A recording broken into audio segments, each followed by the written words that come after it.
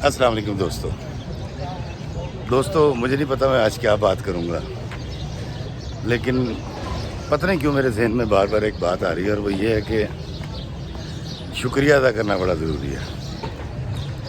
زندگی میں ملنے والی سہولتوں پر، آسائشیں دینے والے اور سہولتیں فراہم کرنے والوں کا شکریہ ادا کرنا بڑا ضروری ہے۔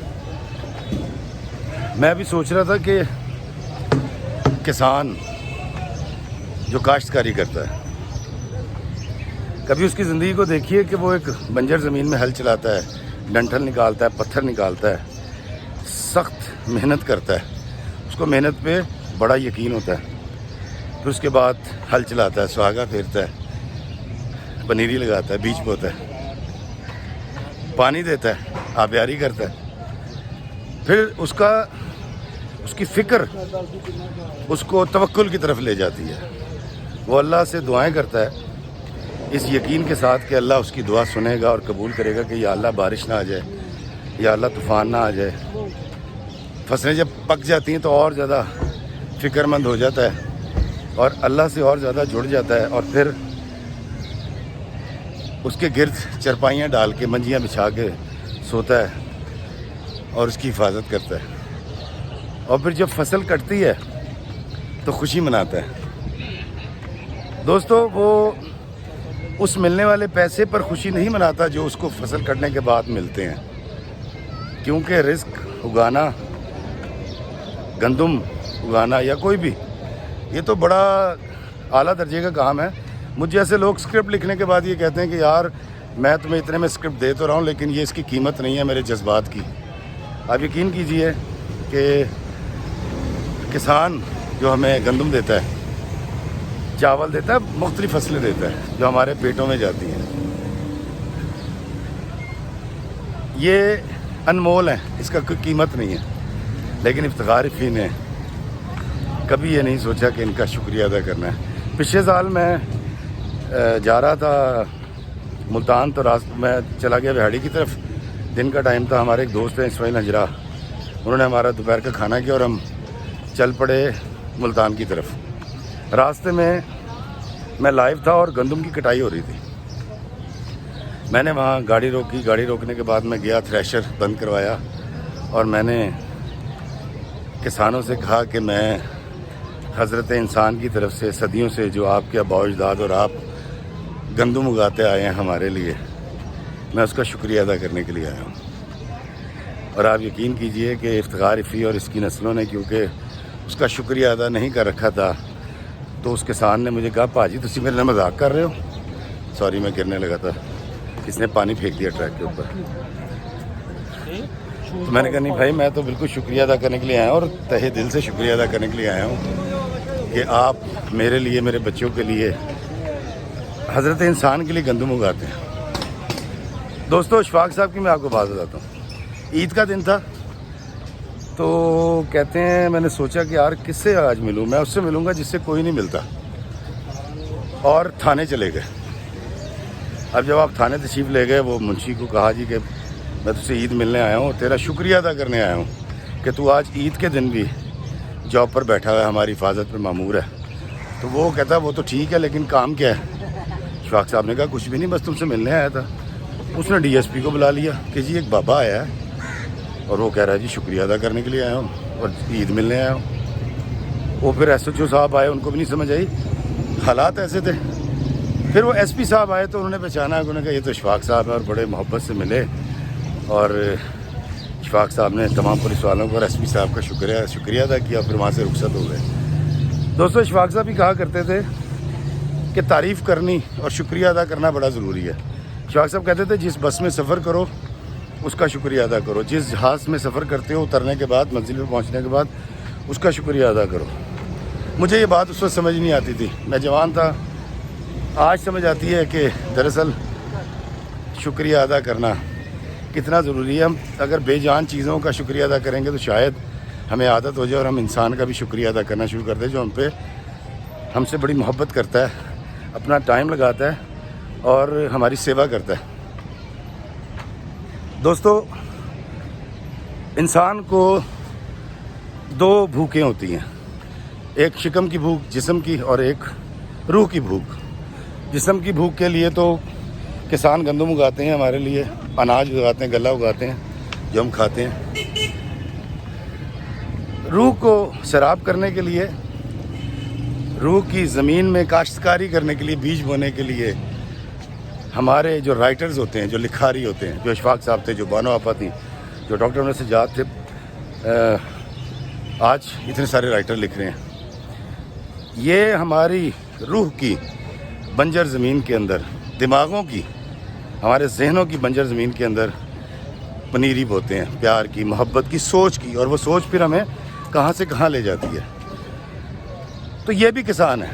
رائٹر بھی ایک کاشتکار ہے جو دماغ میں, آپ کے ذہن میں کاشتکاری کرتا ہے, بیج بوتا ہے, اور وہ پھر فصلیں اگتی ہیں. کاشتکاری بہت ضروری ہے. محبت کی کاشتکاری کریں. افتخار رفیع کو چاہیے کہ لوگوں کے ذہنوں کے اندر پیار کی پنیری بوئے, لوگوں کے دلوں کے اندر محبت کی پنیری بوئے, احسان کی پنیری لگائے, معافی کی پنیری لگائے. کل کو یہ فصلیں جب جوان ہوں گی تو پھر فصل دیں گی اور بہت ساری روحیں سراب ہوں گی. اسی طرح کسان ہوتا ہے. لکھاری کو بھی کاشتکاری کرتے وقت کسان کی طرح اپنے اللہ سے مانگنا چاہیے اور توکل رکھنا چاہیے کہ جو میں کر رہا ہوں, جو میں لکھ رہا ہوں, یہ انسانوں کو راستہ مہیا کرے گا, لوگوں کی زندگی میں آسانی پیدا ہوگی. وہ ڈرامہ ہو, وہ ناول ہو, وہ شاعری ہو, وہ افسانہ ہو. میں آج اس ویڈیو کے ذریعے پاکستان کے, دنیا کے سارے کاشتکاروں, کسانوں اور دنیا کے سارے رائٹرز, بالخصوص پاکستان کے رائٹرز, شاعر, افسانہ نگاروں کا شکریہ ادا کرنا چاہوں گا جو انسانوں کے ذہن میں, انسانوں کے ذہن کی بنجر زمین میں محبت کی, پیار کی, سوچ کی پنیری بوتے ہیں, اور پھر اس کی آبیاری اللہ کرتا ہے, اور پھر اچھی فصل اگتی ہے, پھر اچھے انسان پیدا ہوتے ہیں. دوستوں میں آپ کو بتاتا ہوں, میں نے ایک اشفاق صاحب سے ایک دن بحث کی کہ جی آپ کہتے ہیں جی شکریہ ادا کرنا اور تعریف کرنی ہے تو یہ کیسے کی جائے. کہتے ہیں خوبیاں تلاش کرو. میں نے کہا جی بابا جی خوبی کس میں تلاش کریں, سارے لوگ 2 نمبر ہیں. جوانی میں ہماری ایسی ہی سوچ ہوتی ہے نا. میں بھی جوان تھا, میرے لیے میرے سے اچھا آدمی کوئی تھا نہیں, تو مجھے کہنا کہ یار تو نے کبھی وہ کالا کلوٹا انجن دیکھا ہے؟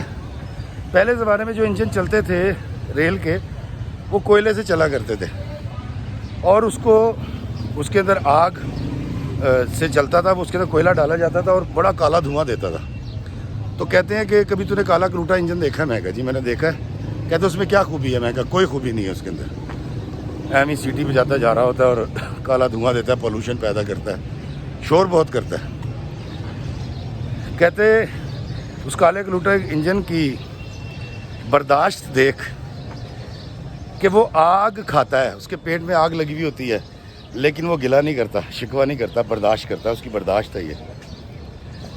پھر اس کی گڑگڑاہٹ, اس کی آواز, اور جو وہ سیٹی بجاتا ہے, یہ انسانوں کے لیے رہنمائی کرتی ہے کہ کوئی ٹرین کی پٹری پر نہ آ جائے اور وہ کہیں نیچے آ کے مر نہ جائے. تو وہ اس کا انجن کی آواز اور اس کی سیٹی لوگوں کو خبردار کرتی ہے کہ خبردار ہو جاؤ اور کسی مصیبت کا شکار نہ ہو جانا. پھر کہتے ہیں کہ مساوات کا بڑا پابند ہے. گندی بوگی اور اچھی bogie, 3rd class, 2nd class اور 1st کلاس کو ایک ساتھ لے کے چلتا ہے, ان میں فرق نہیں کرتا. پھر کہتے ہیں جی ارادے کا بڑا پکا ہے کہ اگر اس نے سما سٹا جانا ہے نا تو سما سٹا جا کے سواریوں کو اتارتا ہے. جو وعدہ کر لیتا ہے ایفا عہد اس کو پورا کرتا ہے. پھر اشفاق صاحب نے کہا کہ یہ جو کالا کلوٹا انجن ہے, اس میں تو نے اتنے اعتراضات نکالے, یہ صراط مستقیم کا بڑا پکا ہے. میں کہا جی وہ کیسے؟ کہتا ہے ایک ٹرین کی پٹری جو مختص کر دی گئی ہے اس کے لیے, وہ اسی پر چلتا ہے اور سیدھا چلتا ہے, دائیں بائیں نہیں مڑتا. اور ہمیں اس پر سفر کرنے کے بعد جب ہم اپنی منزل پہ پہنچ جاتے ہیں تو ہمیں اس کا شکریہ ادا کرنا چاہیے. دوستوں میں بڑا حیران ہوا کہ بابا جی نے ایک بے جان کالے کلوٹے انجن کے اندر اتنی ساری خوبیاں بیان کر دیں. تو افتخار رفیع جو اپنے مسلمان بھائیوں, جو میرے ارد گرد زیادہ مسلمان رہتے ہیں جہاں میں رہتا ہوں, پاکستانیوں جو کہ میرے ہم وطن بھی ہیں، میرے ہمسائے بھی ہیں، میرے دوست بھی ہیں، میں ان کو نہ معاف کرتا ہوں، نہ ان کا شکریہ ادا کرتا ہوں، نہ ان میں کوئی خوبی تلاش کرتا ہوں۔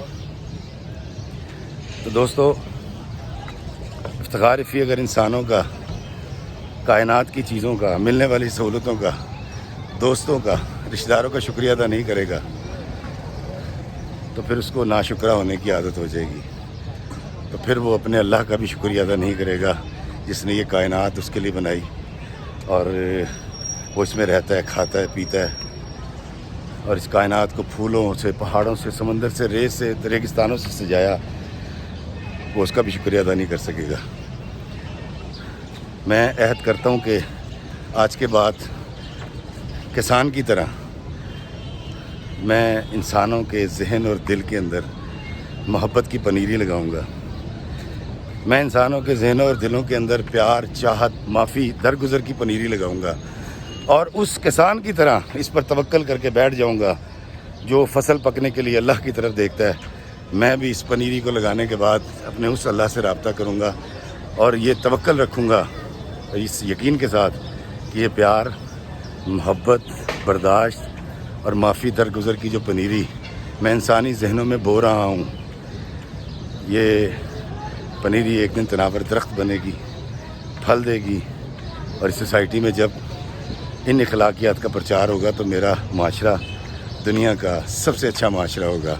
میرا معاشرہ وہ ہوگا جس کی خواہش میرے آقا دو جہاں سرکار مدینہ نے کی تھی کہ تم میں سے اچھا انسان وہ ہے جس کے اخلاق اچھے ہیں۔ اللہ ہمیں آسانیاں عطا فرمائے اور آسانیاں تقسیم کرنے کا شرف عطا فرمائے، آمین۔ السلام علیکم ورحمۃ اللہ وبرکاتہ۔